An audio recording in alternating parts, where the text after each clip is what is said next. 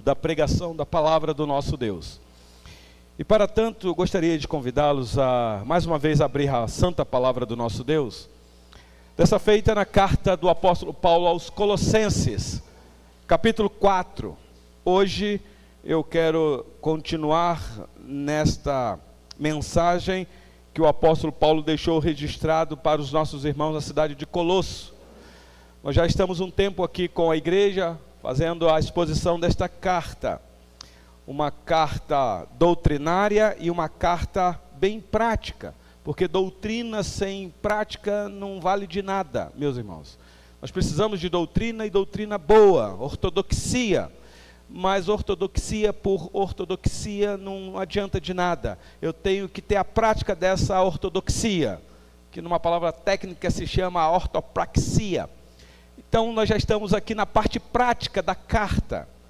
Aprendemos bastante sobre doutrina com o apóstolo Paulo nesta carta, especialmente a doutrina cristológica, a doutrina da supremacia de Cristo, a sublimidade da pessoa e obra de Jesus, como nós já vimos isso daqui, meus irmãos. E agora, caminhando para o final, o apóstolo Paulo começa a falar de algo bem normal na vida dos crentes do dia a dia, que são as nossas atitudes. O último sermão, vocês devem lembrar, o apóstolo Paulo lembrou as queridas irmãs casadas, que a missão dela é de se submeter à autoridade que Deus deu ao marido, de proteger, de amar. E o apóstolo Paulo falou isso com os maridos. A missão que Deus deu a você, marido, é de amar a sua esposa como Cristo amou a igreja, um amor sacrificial, um amor doador, um amor sem esperar algo em troca, não amar esperando ser amado. Amor sacrificial, você ama e acabou, é mandamento, você não espera sentir. Que missão para o homem. E para os filhos, ele lembrou que os filhos deveriam honrar o pai e a mãe, porque isso é agradável diante do Senhor Deus. Ele lembrou os pais, que são os responsáveis na criação dos filhos. Pais, homens, não provoque a ira dos filhos, para que eles não desanimem, senão eles podem esfriar na fé. É responsabilidade sua, pai, de manter o seu filho no caminho do Senhor. Nós vimos aqui. Mas ele falou também para os servos, possivelmente os escravos daquela época, hoje os empregados, os que têm a sua carteira assinada. Olha, trabalhe como se fosse para o Senhor, não para homens, porque isso também é agradável diante do Senhor. E ele falou para os patrões, não oprima, seja justo, porque tanto eles quanto vocês, há um Senhor no céu, e quanto a isso não há acepção de pessoas. E hoje, meus irmãos, eu quero continuar as palavras do apóstolo Paulo, instruindo a nossa vida aqui, no nosso dia a dia, a vida chamada secular, as nossas práticas diárias. E eu quero ler os versículos 2 a 6 apenas. Eu vou ficar com esta perícope aqui hoje, esta parte da vida de oração que a igreja tem que ter. Então, por gentileza, mesmo os assentados, acompanhe a leitura que eu vou fazer. Diz assim, Colossenses 4, a partir do versículo 2. Perseverai na oração, vigiando com ações de graças. Suplicai ao mesmo tempo também por nós, para que Deus nos abra a porta à palavra, a fim de falarmos do mistério de Cristo, pelo qual também estou algemado, para que eu o manifeste como devo fazer. Portai-vos com sabedoria para com os que são de fora. Aproveitai as oportunidades. A vossa palavra seja sempre agradável, temperada com sal, para saberdes como deveis responder a cada um. Até aqui a leitura da palavra do nosso Deus. Vamos orar mais uma vez, irmãos. Senhor Deus, nós sabemos a tamanha responsabilidade que temos depois de lido o texto que iremos pregar. Nós estamos aqui, Senhor, pisando em solo sagrado, terreno santo, é a palavra bendita do Senhor, palavra viva, palavra inerrante, Palavra do Senhor. Meu Deus, quem sou eu para ousar em falar da parte do Senhor? Mas aprove o Senhor reservar-nos na noite deste dia, esse tempo, para que ainda com ousadia e intrepidez falar, Senhor, a verdade que o texto nos ensina. É isso, ó Deus, ainda que nós já examinamos o texto, temos aqui, Senhor, um esboço para ser fiel na pregação da Tua palavra. Com tudo isso, Senhor, nós sabemos que precisamos do auxílio do Teu bendito Espírito para falar de maneira especial aos nossos corações. Então, Senhor, que o pregador interno fale conosco, Senhor, o Teu bendito Espírito, nos dando ouvidos para ouvir o que o Espírito diz à igreja. Eu oro por mim, Senhor, porque eu também preciso ouvir a Tua doce voz. E oro pelos meus queridos irmãos que estão aqui, pelas crianças que também têm ouvido para ouvir, que nos ouvidinhos delas, Senhor, esta palavra do Senhor seja uma bênção para despertar o coraçãozinho delas, Senhor, porque elas também precisam ouvir a Tua doce voz. Assim eu oro no nome do Senhor Jesus. Amém. O apóstolo Paulo escreveu esta carta sem conhecer esses irmãos. Essa carta é uma das cartas do apóstolo Paulo da prisão. Ele está em Roma, na sua primeira prisão, está limitado.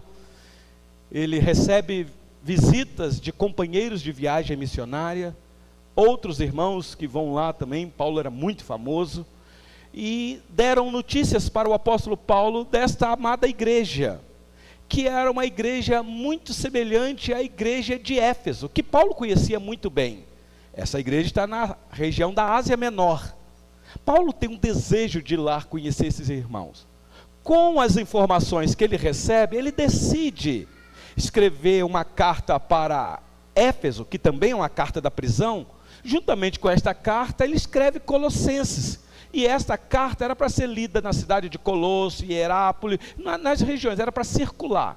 E as orientações aqui, meus irmãos, são orientações que o apóstolo Paulo já havia dado para outras igrejas. Os estudiosos dizem que esta carta é uma carta gêmea com a carta aos Efésios. Tamanha semelhança de linguagem, o despertamento que Paulo dá, o que ele faz, são bem idênticos. Mas essa carta é endereçada especialmente para esses irmãos da cidade de Colosso.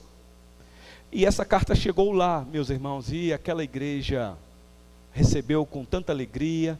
O líder da igreja leu esta carta na presença dos irmãos, instruiu, deu notícias do apóstolo Paulo, e aquela igreja foi edificada. O tempo passou, meus irmãos, a carta circulou em outros lugares, até de tanto circular, chegou nas Américas. América do Sul, chegou no estado, na nação do Brasil, chegou no estado de Minas Gerais, na cidade de Betim, chegou às nossas mãos, meus irmãos. Então está essa carta aqui que foi endereçada para irmãos do primeiro século, na cidade de Colosso, na Ásia Menor, mas ela está aqui para nós, latinos-americanos, que tomamos a carta como se o apóstolo Paulo tivesse escrito para nós aqui. É um faz de conta, meus irmãos, que se torna realidade. Paulo não tinha em mente a igreja presbiteriana central de Betim, ele tinha em mente a igreja na cidade de Colosso. Mas assim como Paulo não conhecia aqueles irmãos na cidade de Colosso, ele também, obviamente, não nos conheceu e nem nos conhece aqui. Mas aqui nós temos a palavra do Senhor Deus, que usou o apóstolo Paulo. Não é apenas a mente paulina que está aqui, meus irmãos. Por detrás está aqui a vontade soberana de um Deus que cuida do seu povo. Então, que o seu coração esteja preparado para ouvir as instruções que nós temos aqui neste texto. Eu gostaria de intitular esta mensagem, meus irmãos, baseado no que eu li aqui. O que eu vejo no texto aqui é uma exigência para nós de viver de maneira clara nesse mundo como um verdadeiro cristão. Testemunho de vida, e esse testemunho só é possível por causa da graça de Deus. Não tem como você testemunhar de uma fé verdadeira se a graça de Deus não te alcançou. mas também, por outro lado, é exigido de você, que já foi alcançado por esta graça bendita, de testemunhar desta fé que lhe foi dada. Então, uma vida que testemunha a graça de Deus. Esse é o tom do assunto aqui. Irmãos, a vida cristã não é apenas aquilo que cremos. O que cremos também tem o seu valor, mas também como vivemos. O apóstolo Paulo, quando encerra essa carta, vocês têm acompanhado aqui, ele mostra que a fé verdadeira na vida de um cristão é expressa, especialmente no texto que eu li aqui, em 3 áreas fundamentais: vida de oração, vocês devem ter visto aí, conduta diante dos ímpios lá fora no mundo, e palavra boa. É o que nós temos aqui. Porque o crente é conhecido pelas palavras. Quando você vê um crente que fala palavrão, especialmente na internet, você começa a questionar se esse é um crente verdadeiro. Não estou falando, meus irmãos, na hora da raiva, porque na hora da raiva eu sei como é que é, nós somos gente do tempo, do momento. Eu sei que muitos aqui já devem ter falado palavrão na hora da raiva, mesmo crente. Aí depois fala, ô Senhor, me perdoe. Mas isso não pode ser o que norteia a tua conversa. Você não pode ser pego conversando com alguém e as palavras que saem da sua boca são só palavras de baixo calão, quanto a Bíblia nos exorta em outras coisas. Então, o que Paulo nos ensina aqui é esta questão de vida correta, palavra boa e oração sincera diante do Senhor Deus. Por quê, irmãos? Porque nós vivemos num mundo que nos observa. O mundo nos observa. Especialmente nesta era digital, de mídia social, de transmissão ao vivo do culto. As pessoas estão observando. E a pergunta que fica é: a nossa vida comunica o Evangelho? As pessoas conseguem ouvir do Evangelho vendo a nossa vida sem ouvir uma palavra da nossa boca? Porque a nossa vida, pelo testemunho dela, já diz algumas coisas. Então vamos para o texto, irmãos, e analisar aqui o que a palavra do Senhor nos ensina. Versículo 2, por gentileza, acompanhe comigo aí novamente. O apóstolo Paulo diz assim, àqueles irmãos e a nós também aqui hoje: perseverai na oração, vigiando com ações de graças. Perseverai na oração. Perseverar indica, meus irmãos, constância. Por que é que o apóstolo Paulo dá uma ordem? Perseverai, está no imperativo. Porque não é algo natural orar, meus irmãos. Deveria ser para nós.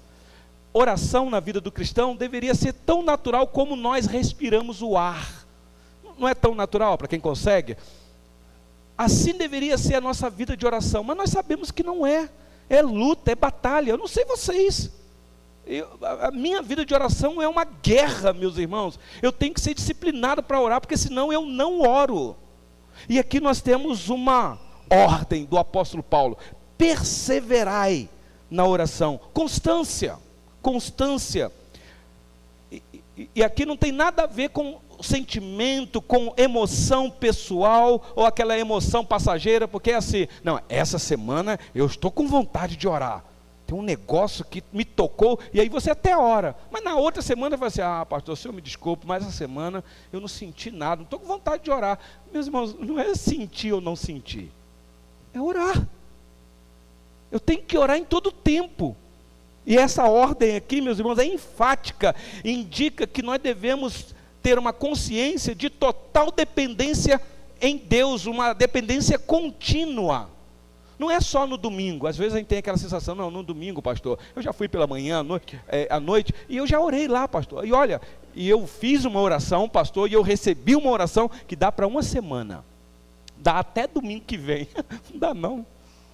Não dá não. Às vezes quando acaba o culto, você já precisa perseverar em oração. Então perseverar em oração. E ele diz mais aí, vigiando com ações de graças. Vigiar aqui é você ficar atento, é você observar o que está acontecendo. Opa, circunstâncias que me levam a não orar. Eu tenho que ficar atento. Isso daqui pode ser um laço do diabo, uma tentação que está sendo posta para eu cair. Eu preciso de oração. Vigiar, meus irmãos. Eu preciso vigiar porque a carne é fraca. Eu preciso vigiar. Eu não posso ficar distraído. As lutas estão aí. Você conhece o crente que diz: ih, pastor, hoje o dia foi corrido demais, não deu nem tempo de orar. Ah, você quer tempo para orar? Cuidado que o Senhor Deus reserva tempo. E às vezes em lugares que você não vai gostar. E aí você vai ter tempo demais para orar. Então vigie, e mais, vigiar com ações de graças. Aqui Paulo repetidas vezes ele está falando dessa atitude do crente em ser grato o tempo todo. Vigiar aqui com ações de graças é você saber que o teu coração já foi moldado pela graça de Deus. Então essa vida vigilância não é um peso, é algo tão prazeroso para você, é gracioso, porque o teu coração está moldado. Então a oração para você não é um fardo, é uma satisfação de você saber que você tem um pai, que você pode falar com ele.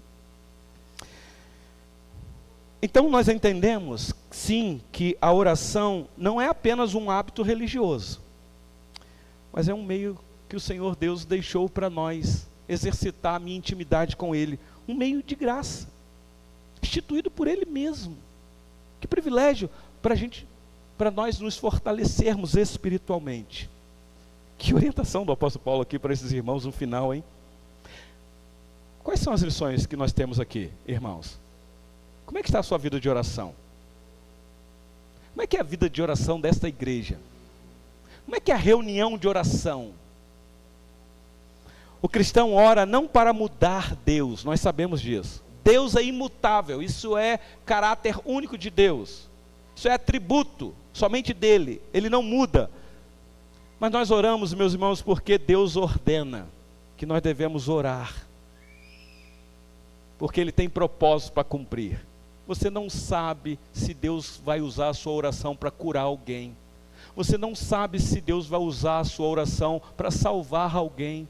Você não sabe. É por isso que nós devemos orar. E orar em todo o tempo. Você não sabe a transformação que vai vir na sua casa, ou na sua vida, ou lá no teu trabalho, através da tua oração. É por isso que nós temos que orar, porque há propósito do Senhor Deus nas nossas orações. Então nós oramos com fé. Nós não decretamos, nós não exigimos nada ao Senhor Deus, mas eu oro dizendo: Senhor, eu sei que o Senhor tem propósito. Eu não sei qual será, mas eu vou orar. Vá que é a minha oração. Por isso que devemos orar, meus irmãos. Orar. Uma igreja forte não é a que fala muito. Uma igreja forte é aquela que ora muito e ora sem cessar. Então, como é que está a sua vida de oração? Não quero constranger ninguém aqui, mas como é que está? Você tem uma vida de oração constante? Ou apenas momentos ocasionais? Por exemplo, como aqui no culto. Aqui o pastor conduziu a liturgia, pediu para a gente abaixar a cabeça e orar, então tem que orar. Ok. Mas isso é constante? O pedir perdão, reconhecer que peca, isso é constante na sua vida? Ou só momentos ocasionais? A sua oração é marcada por gratidão ou só por pedir? É com ações de graça? Você mais pede do que agradece? Geralmente mais pedimos, né? Nós somos desesperados demais. A gente já começa a oração dizendo: Senhor, Senhor, eis-me aqui novamente, Senhor, me ajuda. É claro, Ele é um Deus ajudador. Mas, meus irmãos, motivo de gratidão. Pelo menos durante o dia, 3 orações você pode fazer agradecendo o Senhor Deus. A hora que acorda, ao meio-dia, quando você vai sentar para fazer a sua refeição, agradecer. E quando for dormir, você tem oportunidade. Às vezes na correria a gente nem lembra disso. Então esse é o primeiro ponto aqui, meus irmãos. Uma vida perseverante em oração. Então ore, mesmo sem vontade, ore. Às vezes um gemido é uma oração. Você pode falar assim: pastor, como é que eu faço para ter vontade de orar? Ore pedindo a Deus vontade de orar, que já é uma oração. Já é uma oração. Segundo, olha aí comigo os versículos 3 e 4, meus irmãos. É óbvio, se você tem uma vida prática de oração, essa sua vida vai ser de total dependência neste Deus que tem uma missão para realizar. Versículo 3 e 4, o apóstolo Paulo diz assim: suplicai ao mesmo tempo também por nós, para que Deus nos abra porta à palavra, a fim de falarmos do mistério de Cristo, pelo qual também estou algemado, para que eu o manifeste como devo fazer. Irmão, nós sabemos que o apóstolo Paulo era um homem de oração, e um grande incentivador de que a igreja orasse. Agora aqui ele pede oração. Às vezes a gente não gosta muito de pedir oração, porque parece que a gente está fraco, a gente está... E aí a gente pede oração a alguém. Mas, meus irmãos, a gente deve pedir ajuda, especialmente liderança, porque liderança não é imbatível. Liderança não consegue produzir frutos se não for por uma ação poderosa de Deus. O apóstolo Paulo aqui não confia em sua capacidade, ainda que é um apóstolo. Ainda que é um apóstolo, e apóstolo verdadeiro, tá bom, meus irmãos? Mas ele confia em Deus. Por isso, ele pede oração. E a oração dele é uma oração objetiva, para proclamar o evangelho. Ele poderia pedir oração: meus irmãos, eu estou aqui preso, injustamente, a autoridade de Roma é perversa, eles têm juízes aqui que são ditatoriais, eu posso morrer aqui nessa prisão, ore aí, me ajude em oração, para que anjos venham aqui, igual soltou Pedro lá. Não. Ele diz assim: ore por mim, para que Deus me abra a porta da pregação. Mas Paulo, você está preso, você quer pregar aí na prisão? Sim. Meus irmãos, me parece que o apóstolo Paulo nos ensina que o sucesso da pregação depende de Deus, não da performance, não da eloquência, não da apresentação do pregador, não do terno do pastor, mas de Deus. Por mais que o homem seja habilidoso, por mais que o homem tenha uma homilética que consiga influenciar a sua plateia e encante, a evangelização e a pregação depende da ação soberana de Deus, meus irmãos. Senão, nós vamos convencer apenas e não converter. Ele diz assim, suplicai, versículo 3, voltando lá, suplicai ao mesmo tempo também por nós aqui é a equipe missionária, para que Deus nos abra a porta à palavra, a fim de falarmos do mistério de Cristo. Olha o ponto do apóstolo Paulo aqui, o mistério de Cristo é o evangelho. Este evangelho que estava oculto em tempos antigos, mas que foi revelado ao apóstolo Paulo no caminho de Damasco, quando ele cai lá, alguns dizem que era do cavalo, né? O desenho lá coloca ele em cima do cavalo. Lá se vai Paulo e seu cavalo. A Bíblia não diz isso, mas que ele caiu, caiu. Então, o evangelho que traz a revelação em uma pessoa. O evangelho, meus irmãos, não é um dogma, é uma pessoa, o Senhor Jesus. E o que me encanta é ver Paulo preso, mas ele está focado na expansão do evangelho. É como que ele diz assim: o missionário está preso, mas a missão não está. O evangelista está preso, mas o evangelho não está. O pregador deve ser fiel e compreensível aqui. Por isso é que ele diz aí no versículo 4: para que eu o manifeste como devo fazer. É o meu dever. A aplicação aqui para nós, meus irmãos, vida de oração às vezes já é um fracasso. Está em frangalhos. E evangelizar? E falar de Jesus para alguém? E anunciar essa boa notícia? Qual foi a última vez que você evangelizou alguém? Você anunciou Jesus como Salvador? Qual foi a última vez que você distribuiu um folhetinho? Não se vê mais folhetinho no carro dos irmãos. Deixa lá, meus irmãos, o folhetinho. Você que passa no pedágio, se você não tiver a tarjazinha, que você pague. Em vez de você reclamar do valor, que às vezes a gente sabe que é injusto, evangeliza a moça lá da cabine, dá um folhetinho para ela. Deixa eu dar uma dica aqui para vocês, que eu já dei em outros momentos. Como que, às vezes, quando eu viajo, que eu vou ao Rio de Janeiro, são 5 pedágios. E aí eu sempre reclamava. Quanto dinheiro, ida e vinda. Aí eu falei, eu vou mudar essa reclamação minha, eu vou evangelizar. E eu vou evangelizar gastando mais ainda. Minha esposa que me controla de vez em quando, ela sabe disso. Eu levo os folhetinhos, e folhetinhos bem objetivos, e coloco um versículozinho, que Cristo pagou a nossa dívida. Eu dou um para a moça da cabine, ou para o rapaz, e dou outro para ela dar para o carro que está vindo atrás, e eu pago o pedágio de trás, sem o rapaz ver, e saber, ele não sabe de nada. Eu falo para ela, olha, eu nem sei quem é que está aqui atrás, não sei se é crente, se não é, mas já está pago dele, você deixa ele passar livre. Mas antes dele passar, entregue isso aqui para ele. Ele não precisa nem dizer que foi o carro da frente, ele vai saber. E eu passo o pedágio e vou embora. Meio de evangelizar, sei o que o Senhor Deus irá fazer, Ele tem os meios dele para fazer. Eu só estou falando isso, meu irmão, não é vanglória, é um meio de evangelizar, aproveitar as oportunidades. Hoje nós tivemos pela manhã aqui os nossos queridos irmãos gideônicos internacionais, que vêm incentivar a igreja a se associar na distribuição da Bíblia, em hotéis, em colégio, que uma pessoa, ou num presídio, que ela pode ler, e a palavra pode fazer aquilo que ela tem poder de fazer, evangelizar.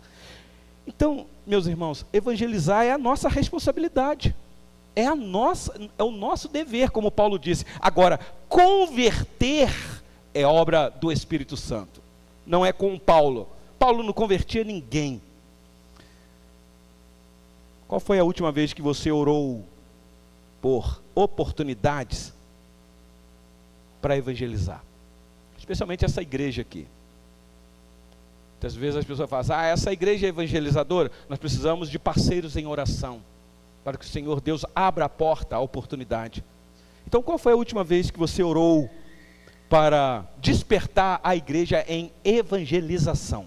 Está aí uma boa lição para nós aqui, meus irmãos. Será que você entende que na evangelização quem converte é Deus e não você? Então você não tem que ficar triste quando você evangeliza e alguém te dá as costas, briga com você. Bate a poeira dos pés. Quem aceitar e ser batizado será salvo. Quem rejeitar já está condenado. Faz a tua parte. Então, uma vida que depende de Deus na missão. Ele ora e ele evangeliza. E aí olha o versículo 5, rapidinho aqui, irmãos. O que nós temos aqui é uma vida sábia diante dos de fora. Porque ser sábio com os de dentro é fácil. Olha aí o versículo 5. Portai-vos com sabedoria para com os que são de fora. Aproveitai as oportunidades. Sabedoria aqui, meus irmãos, não é uma sabedoria adquirida pelos livros acadêmicos, seculares. Sabedoria aqui é vida prática moldada pela palavra de Deus. Quanto mais palavra de Cristo na sua vida, mais sábio você será, mais sábia você será. Aliás, ele já havia dito que era para que a palavra de Cristo habitasse ricamente neles, instruindo eles. E agora ele diz, olha, portai-vos com sabedoria. Ou seja, essa palavra que habita em vocês é a sabedoria de Deus. Para você saber aproveitar o tempo. Diz aí, portai-vos com sabedoria para com os de fora. Os de fora aqui é quem não é crente. É lá fora, é no teu trabalho, é na tua vizinhança, é quando você estiver indo, vindo, no trânsito. Pensa um crente dirigindo num trânsito intenso, esse trânsito que às vezes estressa a gente. Se você não tiver essa sabedoria aqui, você perde a bênção, como diz o outro. E ele diz que é para aproveitar as oportunidades. Para os nossos irmãos lá de Éfeso, Paulo diz, remindo o tempo, porque os dias são maus. É a mesma coisa aqui, é você aproveitar cada oportunidade para testemunhar, é não perder tempo, é saber que existem circunstâncias que o Senhor Deus nos coloca para testemunhar, mas às vezes a gente nem percebe isso. A vida do cristão, meus irmãos, de fato é uma vitrine do Evangelho, não da denominação, não da nossa tradição, mas do Evangelho. Muitas vezes o mundo lê a nossa vida antes de ouvir qualquer palavra da nossa boca. Eu sei que para alguns que estão nos visitando aqui, quando eu subi aqui, antes de começar a falar, você já começou a me ler. É o terno do pastor, olha lá. As pessoas começam, do jeito que você veste, do jeito que você corta o seu cabelo, do jeito que está a sua barba, do jeito que você anda, do jeito que você fala. A pergunta que fica baseada no texto: como é que está a sua vida lá fora? A sua vida confirma a sua fé ou contradiz ela? Conhece gente na família que no culto é uma benção, acabou o culto, chegou em casa e falou assim: cadê a fé? Mudou, é outra pessoa. Você aproveita as oportunidades para testemunhar? É uma pergunta que fica. Por isso que eu encerro aqui no versículo 6, meus irmãos.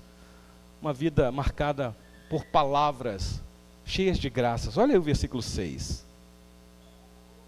A vossa palavra seja sempre agradável, temperada com sal, para saberdes como deveis responder a cada um. Preste atenção no detalhe aqui, meus irmãos. Essa palavra tem que ser uma palavra graciosa. O sentido aqui é que essa palavra edifica, essa palavra abençoa. É uma palavra que é medicina, é um lenitivo, não é uma palavra que destrói. Temperada com sal aqui é uma palavra equilibrada, é uma palavra cheia de sabedoria mesmo, é uma palavra que preserva, por isso que usou ali temperada com sal. Quem cozinha aqui sabe muito bem disso, tem que ter equilíbrio. Sal de menos fica xoxo, e sal demais já sabe como é que é também. Então aqui, meus irmãos, é um equilíbrio de preservação. E como nós precisamos disso daqui? Porque nós somos seres falantes demais, nós falamos demais. Pregador, então, os especialistas da ciência da fala aí disse que nós falamos durante o dia mais de, eu esqueci o número exato, é muita palavra, mais de 10.000 palavras por dia. Eu acho que é mais, eu acho que as nossas queridas irmãs falam um pouquinho mais, mas nós falamos demais, meus irmãos, falamos muito. Mas a questão não é falar, porque ele diz aí, para saberdes como deveis responder a cada um. É responder a cada um, é individual, não é coletivo. Porque hoje nós temos o acesso às redes sociais, e aí a gente então quer falar para todo mundo. E às vezes aconteceu alguma coisa com você e com o irmão, aí em vez de você lá saber como responder o teu irmão em particular, o que a gente faz? Vai para a internet, vai para o Facebook, vai para o Instagram e vai para o WhatsApp, grupo de família e de igreja. Meus irmãos, olha o que o apóstolo Paulo orienta os irmãos: responder a cada um. Isso aqui é discernimento individual. A graça que salva, meus irmãos, e bendita graça seja essa, também transforma as nossas palavras. Sabemos como falar. E não é falar somente certo, é preciso falar do jeito certo, porque às vezes você está certinho no que está falando, o problema é o tom da fala, é o nível elevado do tom, está certinho, mas o tom fez você perder o seu argumento. Então eu quero tirar algumas aplicações para nós aqui, meus irmãos. As suas palavras refletem Cristo? Quando você conversa sobre futebol, reflete Cristo? Quando você conversa sobre política, reflete Cristo? Quando você conversa sobre qualquer outra coisa, reflete Cristo? Você fala a verdade com amor ou com dureza? Ah, pastor, eu sou assim, é a minha natureza. Eu falo logo, pastor, porque senão eu vou infartar, eu explodo. Depois você vai ver o rombo que ficou essa explosão, para ver se você depois consegue consertar. Então eu quero concluir aqui, meus irmãos, essa palavra tão prática para nós. Tudo aqui é para mim mesmo. Como eu preciso ser domado, saber falar com doçura, com mansidão.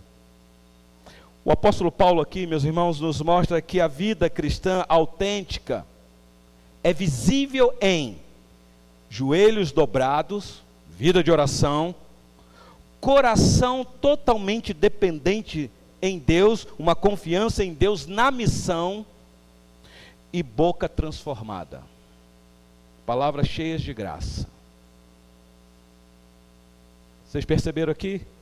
O Senhor Deus não nos chama apenas para conhecer o Evangelho.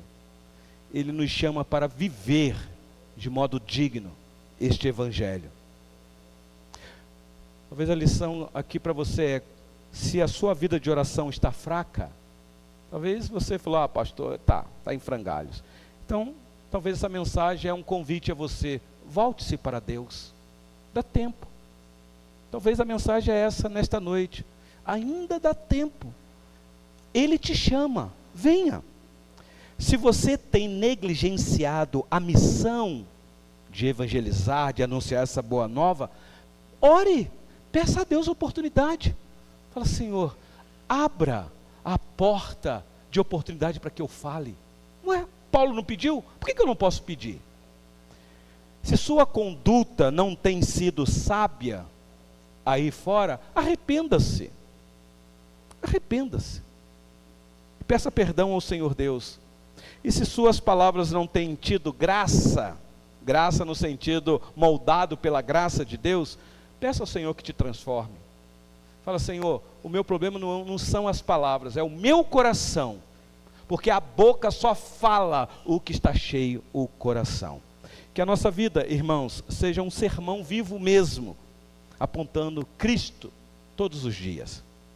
E eu quero encerrar aqui com uma ilustração, na verdade é um fato, bem atual, mas eu vou trazer aqui um antigo. Hoje é noite de ceia, meus irmãos, noite de ceia. Nós temos o registro de uma ceia num lugar muito, mas muito distante da terra.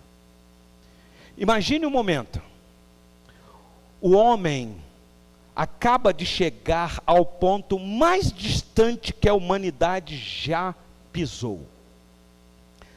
Tecnologia de ponta, bilhões e bilhões de investimentos, inteligência humana no auge. O módulo lunar pousa na Lua. O mundo inteiro está assistindo. O ano era 1969. A missão era o Apolo 11, quando houve a primeira viagem. Apolo, que é associado ao Sol. Antes da tribulação descer, tudo fica em silêncio. Dentro daquela nave, um homem, ele não pega em instrumentos, ele não celebra com euforia aquele momento, ele não exalta a ciência, ele pega um pedaço de pão e um cálice com vinho. Eu sei que é questionável, nós estamos falando aqui de um presbiteriano, um presbítero, que estava naquela missão dos 3 que foram a primeira vez à Lua. Um presbítero na igreja presbiteriana nos Estados Unidos. E um presbítero serve a ceia para ele mesmo lá na Lua. Eu sei que quem serve a ceia são os presbíteros docentes, não os regentes. Mas eu não quero entrar no mérito disso daqui, tá bom, meus irmãos? Lá o presbítero docente não estava lá, só estava ele. Então ele serve para ele mesmo. E ali, meus irmãos, no mar da tranquilidade, na Lua, ele faz algo simples, mas que ficou eternizado. Ele participa da ceia do Senhor. Depois vocês pesquisam esse registro aí. A maior conquista tecnológica da humanidade, meus irmãos, foi interrompida por um ato de dependência espiritual naquele momento. Não houve transmissão ao vivo.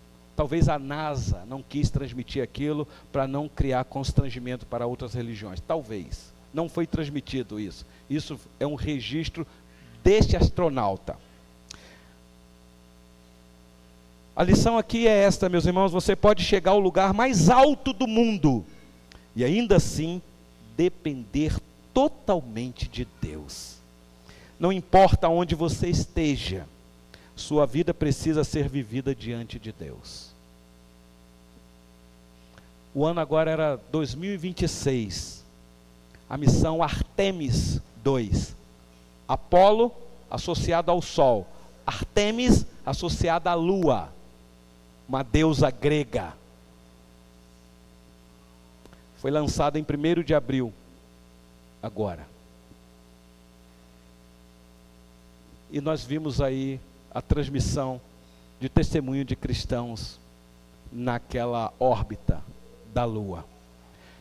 Meus irmãos, gente testemunhando aos olhos do mundo a sua fé, sem nenhum constrangimento. Talvez a lição de hoje é para dizer, não envergonhe-se do Evangelho, que é o poder de Deus para salvar quem quer que seja. Talvez você vai precisar sair daqui hoje com um coração mais missionário, um coração que não seja apenas só religioso, que só participa de culto e fica aguardando o próximo culto. Que você fale e não te cale. Nunca foi dado para nós, meus irmãos, aqui no Brasil, tanta oportunidade para falar de Cristo. Você tem um aparelho eletrônico na sua mão que você pode se tornar um missionário dentro de casa. Você não precisa ir lá do outro lado do mundo para pregar o Evangelho. Dentro de casa você pode fazer isso. Você pode gravar um vídeo. Em vez de ficar falando bobagem no TikTok, evangelize. Evangelize. Para a glória do nosso Deus. Vamos orar, meus irmãos, e participar da ceia do Senhor. Nós que não estamos na lua e nem no mundo da lua, nós estamos aqui na terra. Louvado seja o Senhor Deus. Senhor, nós sabemos da nossa total dependência do Senhor. Como muitas vezes, Senhor, nós criamos obstáculos para nós mesmos, nesta missão extraordinária que o Senhor tem nos confiado. A missão de proclamar o Evangelho que salva, essa mensagem que transforma, essa mensagem que muda mente e coração. Ó Deus, quantas vidas ainda jazem na maior escuridão. E muitas vezes, Senhor, nós calamos, fechamos a nossa boca, não aproveitamos as oportunidades. Que nesta noite, Senhor, seja a noite do despertamento. O Senhor pode vivificar-nos, Senhor, nesta área. Pedimos perdão ao Senhor porque temos sido negligentes nesta área. Somos muito bons, ó Deus, para falar aqui, neste ambiente. Falarmos uns com os outros aqui, testemunharmos aqui, Senhor. Mas, Senhor, muitas vezes envergonhamos o nome do Senhor no meio dos gentios. Perdoa-nos, Senhor, e encoraja-nos. Se porventura, Senhor, há alguém aqui nessa noite que tem um coração voltado para a missão, e às vezes, Senhor, não encontra oportunidade, ó Deus, o Senhor abre a porta da oportunidade. A missão é do Senhor, é o Senhor que é soberano. Desperta, Senhor, a tua igreja, desperta, Senhor, porque nós sabemos que o dia se aproxima, Senhor. Que sejamos cumpridor daquilo que o Senhor exige de cada um de nós. Usa as crianças, Senhor. Como essas crianças podem ser missionárias dentro de casa, no seio da família, junto com outros amiguinhos. Usa para a glória do teu santo nome. Senhor, oro no nome do Senhor Jesus. Amém.